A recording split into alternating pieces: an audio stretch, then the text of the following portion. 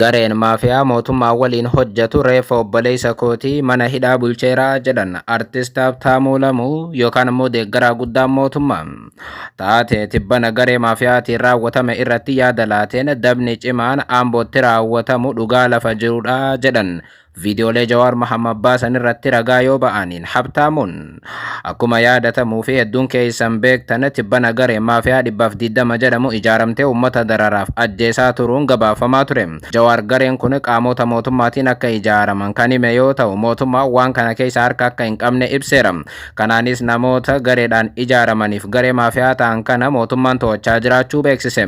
Taatee kanaan wal qabatee rogeessi miidiyaa fi akkasumas immoo artist Habtaamuu Lamuu ganamaarraa gama YouTube isaatiin yaada kennaniin dhuguma magaalaa Ambootiif kutaalee Oromiyaa hedduu keessatti qondaaltonni mootummaalleen gocha kana uummata irratti akka raawwatan ragaa beera. Habtaamuun garee maafiyaatiin gochoota raawwataman kan Jawaar viidiyoodhaan maxxanse dhugaa ta'uu ibsanii wayita gochi kun raawwatamu osoo hin taane ani sana duraan qaamota nageenyaa magaalaa Amboorraa abdii kutadhee jedhan. Dhugaan jiru kantiibaan magaalaa Ambootiif gaggeessitoonni siviilii haga gochi kun hundi uummata irratti raawwatamu eessa jiran maal dalagu gaafatamu qabu jedhan Habtaamuu Lamuu. Immoo gocha amma raawwatame kanaan pirezidaantiin naannoo Oromiyaa obbo Shimallis Abdiisaa gammadoo akka hin taane, Abiyyi Ahmad illee gammadoo akka hin taane fi Fiild Maarshaal Biraanuu Juulaa gammadoo akka hin taane nan beekaa jedhan. Habtaamuun gocha kanaan wal qabatee Abiyyi Ahmad gammadoo akka hin taane nan beekaa jedhus Abiyyi Ahmad gocha kana bara 2015 irraa jalqabee akka beeku ibsamee ture. Jawaar Mohaammed dhimma kana irratti qorannoon gaggeeffame. Qorannoon kun Abiyyi bira ga'us Abiyyi dhimmicha kaasuu hin feene, gareelee gocha sana raawwatan irratti tarkaanfii fudhachuu hin feene jechuun inumaa faallaa kana namoota qorannoo gaggeessan Abiyyi Ahmad ajajee akka ajjeese Jawaar kaleessa ture kan maxxanse. Ta'us immoo Habtaamuun gama isaatiin Abiyyi Ahmad gocha kanaan gammadoo akka hin taane ibsee gocha kana mootummaan tarkaanfii akka fudhatu gaafachaa jira. Warri mootummaa kanarratti uummata kakaasuu fedhan qondaaltonni mootummaa keessa taa'uudhaan gocha sana raawwatan guyyaa guyyaan akka hiriirmaa mootummaa nyaatan ni jiru jechuun cimsee dubbata. Habtaamuu Lamuu gara ijoo dubbii isaatti yoo deeman taateen magaalaa Ambootti uummata irra gahaa jiru kun anarraas gaheeraa jechuun taatee isa irratti ji'a tokko dura raawwatame akkanaan dubbatan. Ji'a tokko dura obboleessi koo du'aan addunyaa kanarraa boqotee ture jedhan. Obboleessi isaa Musliima ta'uu kan himu Habtaamuu Lamuu reeffi isaa burraayyuu akka ture kaasuun halkanuma sana obboleessa isaa akka gara biyyaa galchan maatiin na gaafatanii turanii jedhan. Anis namoota baay'ee ammatti waan hin beekuuf keessumaa qondaaltotatti waan hin dhiyaadhuuf nama beektutti nuuf bilbilinaan jedhan. Warri Ambootiif Gincii keellaa irratti konkolaataa waan qabaniif akka achi nu dabarsan jara hooggansaa dubbisuun dirqama narra turedha jedhan. Sana booda kallattiidhaan kantiibaa magaalaa Ambootiif bilbileen ture kan jedhan Habtaamuun kantiibaan sagantaa irra waan tureef bilbila kaasuu hin dandeenye achiinis hoogganaa poolisii Ambootiif bilbileen ture jechuun waan ture yaadachiisan. Yeroos hoogganaa poolisii argadhe maqaa koo itti hime na baruudhaaf fedhii hin qabu ture kan jedhu Habtaamuun dirqiidhaan boodarra akka isa yaadate kaasa. Hoogganaan poolisii kun sana booda na beeknaan anis akkanatti obboleessi koo narraa boqote halkanuma kana galchina naan jedhanii akka keellaa irratti hin qabne akka nu gargaartaniin isin gaafadha jedheen hoogganaa poolisii magaalaa Amboo gaafadhee jedha Habtaamuu Lamuu.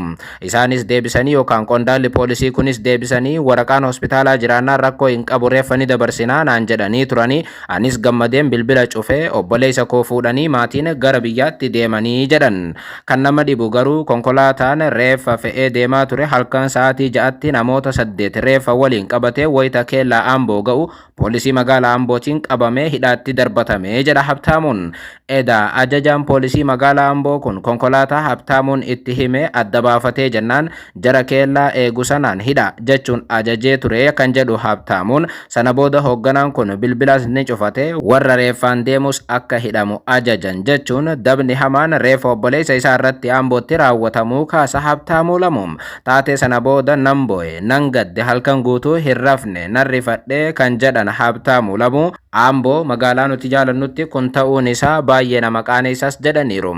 Ana Habtaamuu kam Habtaamuu Lamuu simbarre Habtaamuu Lamuu abbaa gingilcha simbarre Habtaamuu Lamuu abbaa qaanqee shawuu simbarre Habtaamuu Lamuu biyya alaa jiraachaa ture amma immoo gara biyyaatti galee jiru simbeeku naan jedhe namichi hooggansi. Hayyee erga nan beekne nama na beekuun barbaadadha. fayyaadhaa fayyaa ta'ii gaafa jedhu lakki si yaadadheera gingilchaa jetteen naan jedha. Maal rakkatte naan jedha. Waan rakkanne obboleessa koo tokkotu dadhabee reeffa fuudhanii gara biyyaatti deemaa jiru. Karaa gubbaatti akka rakkifne maaloo gargaarsa nuu godhisiin jedheetiin jedheen. Waraqaa hospitaalaa qaba miti eeyyee qabu maarree rakkoon tokko hin jiru. Waraqaa hospitaalaadhuma sana mul'isanii darbuu naan jedhe. Konkolaataa akkamitiin dhufaa jiru konkolaataa akkasii diimaa kalarii isaatti hime taargaa isaatti hime. Hayyee fayyaa ta'e ol jennee bilbila cuufnee gammadee gaa. Deemanii reeffa saanduqiidhaan baatanii jiru achi gaafa ga'anii ajaji darbee jira poolisiin reeffa fuudhee obbolaa koo wajjin poolis xaabiyaan bootti hidhaa gashan.